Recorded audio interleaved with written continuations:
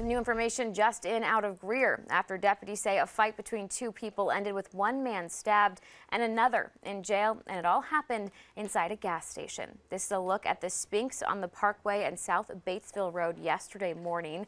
Deputies say there was some type of argument between two customers in the checkout line, and one of the men stabbed the other in the neck.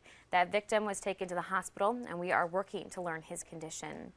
This is a look at the suspect, 62-year-old Frank Arthur Lawson. He is charged with attempted murder and possession of a weapon during a violent crime. He is currently behind bars with no bond.